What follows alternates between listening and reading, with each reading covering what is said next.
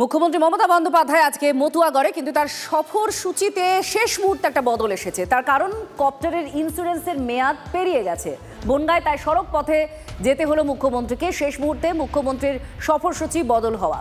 তো আমাদের সঙ্গে সায়ন্ত আমাদের প্রতিনিধি রয়েছেন। সায়ন্ত, ঠিক কি হয়েছে?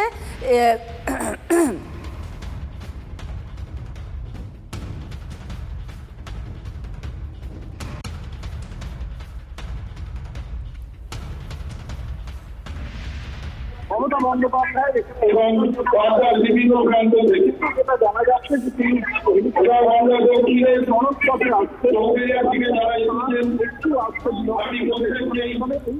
স্থানীয় কিন্তু যে হেলিকপ্টার রক্ষণাবেক্ষণ সংস্থা তাকে শোকজ করা হয়েছে বলে পরিবহন মন্ত্রী জানিয়েছেন। যেহেতু পরিবহন দপ্তর এই হেলিকপ্টারগুলোকে রক্ষণাবেক্ষণ এবং যাবতীয় দেখভালের কাজ করে, তবে যে ধরনের গাফিলতি হচ্ছে জানি কিন্তু স্বাভাবিকভাবে মুখ্যমন্ত্রী যথেষ্ট ক্ষুব্ধ এবং এই ধরনের যাতে ঘটনা না ঘটে তার জন্য সতর্ক করা হয়েছে প্রশাসনের আধিকারিকদের। কারণ ইন্স্যুরেন্সের ফেল স্বাভাবিকভাবেই বড়সড় বিপদ হলে কিন্তু তাতে রাজ্য প্রশাসন এবং প্রত্যেকেরই সমস্যা পড়তো, এমনই মনে করছে প্রশাসনের শীর্ষকর্তারা। ধন্যবাদ সায়ন্ত। আমাদের প্রতিনিধি জানালেন যে মুখ্যমন্ত্রী মমতা বন্দ্যোপাধ্যায় ক্ষুব্ধ হয়েছেন, কারণ একেবারে শেষ মুহূর্তে তাকে বদল করতে হয়েছে।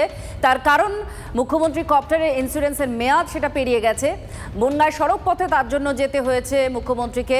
শেষ মুহূর্তে মুখ্যমন্ত্রীর সফরসূচি বদল এবং পরিবহন দপ্তরের ভূমিকা নিয়ে ক্ষোভ প্রকাশ করেছেন মুখ্যমন্ত্রী। আর গাফিলতির কথা স্বীকারও করেছেন পরিবহন মন্ত্রী স্নেহাশিস চক্রবর্তী। কপ্টারের রক্ষণাবেক্ষণের দায়িত্বে থাকা সংস্থাকে শোকজ করা হয়েছে।